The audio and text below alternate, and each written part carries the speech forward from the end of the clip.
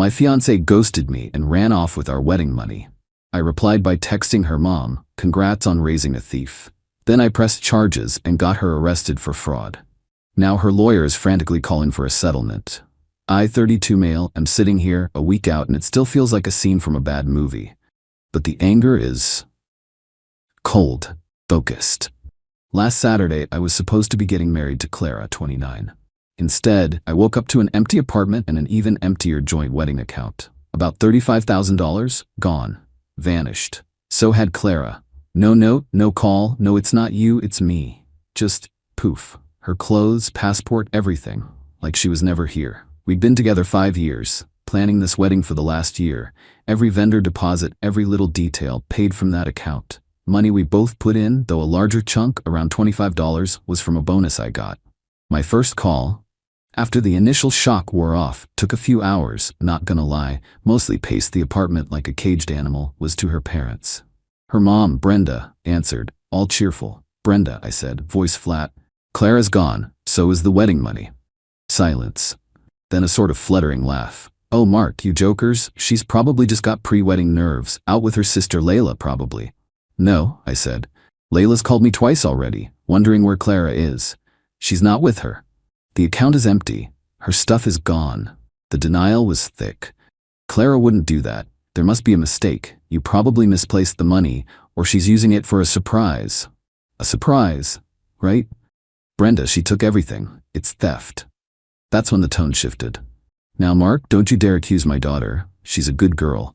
Maybe she just realized she couldn't go through with it and needed space. The money? Well, weddings are expensive. Maybe she felt she was owed some of it for her time." For her time? I almost choked. That's when I hung up and sent the text. "Congrats on raising a thief." Petty? Maybe. Satisfying? Absolutely. Then I called the police, filed a report, fraud, grand larceny, whatever they could stick. Provided bank statements, screenshots of texts where we discussed wedding expenses coming from that account, vendor contracts. They were surprisingly understanding. Detective Miller listened, took notes, said they'd look into it. Next, I called all the vendors, explained the situation, lost most of the deposits, obviously. Caterer was nice, florist too, venue not so much. But that's money, it can be remade. The betrayal is the kicker. Slept about 2 hours that first night. The next day, Detective Miller called. They'd flagged her name at the airport. Turns out she'd booked a one-way ticket to another state a week prior. A week. She was planning this while we were tasting cake samples. Update 1, 2 weeks later. Okay, things escalated, just like I figured they would. The internet rage was validating. Thanks for that, folks. So about 4 days after my original post, Detective Miller calls me. "Mr. Harrison, we located Ms. Vance. She was less than cooperative. We've placed her under arrest based on the evidence you provided. She's being processed." Arrested. Wow. Even though I set the wheels in motion, hearing it was still a jolt. A weird mix of relief and something else. Sadness, maybe? For the guy who was excited to marry her a few weeks ago. That guy's an idiot, W. The arrest happened in another state, so there's a whole extradition process, but the charges are serious enough. Fraud over $10,000 is no joke. Then, the calls started. First, Brenda, Clara's mom, screaming, full-on banshee wail. "How could you do this to her? She made a mistake, a youthful indiscretion. You're ruining her life over some money. You have a good job, you can make it back." "Brenda," I said, tired, "she stole $25,000. That's not an indiscretion, it's a felony. She planned it. She could have talked to me, walked away. She chose to steal. She was scared. You pressured her into this wedding. Complete BS. She picked the damn venue and 90% of the decor. You need to drop the charges, Mark. We'll pay you back some of it when we can." "Some of it? When you can?" "No. This is in the hands of the police now. She needs to face the consequences." I hung up. Then Layla, her sister, called. More reasonable, but still pushing. "Mark, I had no idea. I swear. This isn't like her. But prison? Really? Can't you just settle this?" "She's terrified. Mom and Dad are a mess." "Layla, she had my number. She could have called. She chose to run and hide after emptying our account. What would you have me do?"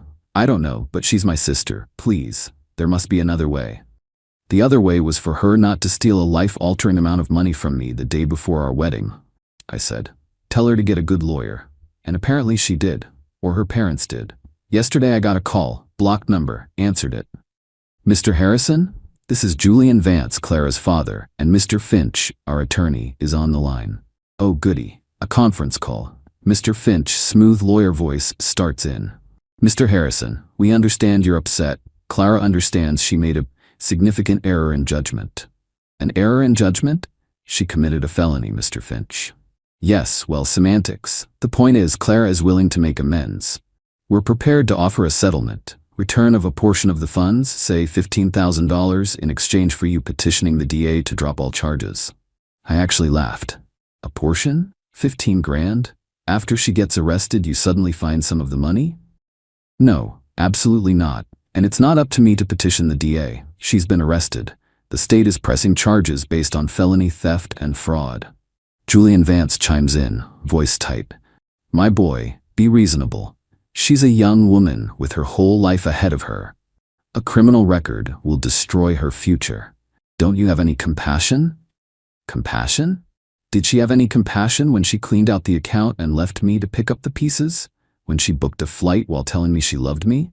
My compassion ran out somewhere between discovering the empty account and canceling the caterers. Mr. Finch again. Mr. Harrison, a trial will be messy, public, your personal life dragged through the mud. Clara will testify she felt coerced, that the wedding was all your idea, that she panicked. Let her, I said, my voice like ice. I have every text, every email, every receipt showing our joint planning. I have the date she bought her plane ticket. Her panic seems to have been pretty well orchestrated. This isn't a negotiation. The $25,000 was for a wedding. Now it's evidence in a criminal case. Any further discussion can happen between you and Detective Miller or the DA's office. Hung up. My heart was hammering. The sheer audacity. Error in judgment. Coerced. Unbelievable. Then Brenda again. This time crying. Not angry, just pathetic. Mark, please. She'll pay it all back. We'll take out a loan. Just make them let her go. She's not built for jail. It'll break her. She should have thought of that before she became a thief, Brenda. Click. Now my phone is blowing up with calls from Mr. Finch. Left 3 voicemails today, each one a little more frantic. Mr. Harrison, please call me back. We need to discuss this. We can improve our offer. My client is very distressed. Yeah, I bet she is. Turns out consequences are a real thing. Let him sweat. I'm meeting with the assistant DA next week to give a full victim impact statement. Not backing down. She made her bed. Now she can lie in it, preferably in a cell for a bit. Update 2. 1 month later. Man, it's been a wild month. The entitlement from Clara's camp just kept on giving. It's almost impressive, in a sickening way. So after Mr. Finch's frantic calls, which I ignored and directed to the ADA handling the case, things got creative. First, Layla, the sister, shows up at my apartment, unannounced, rings the bell like she's here for tea. Mark, we need to talk, she says, all earnest. Layla, I'm talking to the DA. That's who Clara's lawyer should be talking to. No, we need to talk, as people who both care about Clara. She actually tried to push past me into my apartment. I blocked her. She's not eating. She's a wreck. Her lawyer says you're being vindictive. That you're enjoying this. Enjoying this? My life got blown up, Layla. I lost a huge sum of money. My fiancé turned out to be a criminal and I had to cancel my own wedding. Yeah, this is a barrel of laughs. Now if you'll excuse me. Then she tries the guilt trip. You know, Mom and Dad are talking about selling their house to pay you back and for Clara's legal fees. You'd make them homeless just for revenge? They're considering selling their house because their daughter stole $20,000 and got caught. That's on Clara, not me. I closed the door, heard her huffing outside for a bit before she left. Suddenly, vague posts start appearing from distant friends of Clara, talking about toxic relationships and men who try to control women with money, and how sometimes a girl's gotta do what a girl's gotta do to escape. Real subtle. Some even used a hashtag with my first name. My more tech-savvy friends tracked a couple of the original posts back to IP addresses near Clara's parents' place. Cute. I screenshotted everything, sent it to the ADA. Not illegal, but shows a pattern of trying to paint her as a victim.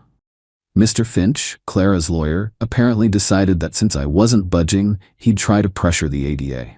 He sent them a massive file full of letters from Clara's family and friends talking about her fragile mental state, her history of anxiety, Never saw a day of it in 5 years, and how this uncharacteristic lapse in judgment was due to immense pre-wedding stress.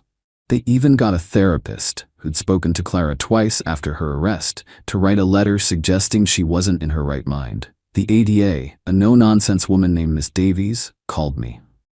"Mark, they're trying to paint you as the bad guy and her as a damsel in distress who just snapped. Her lawyer is pushing for a plea deal, restitution of the full $25,000 and probation. No jail time." He's citing her previous good character and emotional duress. Restitution and probation? After all this? After the planning, the deceit, the sheer gall? "Miss Davies," I said, keeping my voice steady. "She didn't just snap. She booked a plane ticket a week in advance.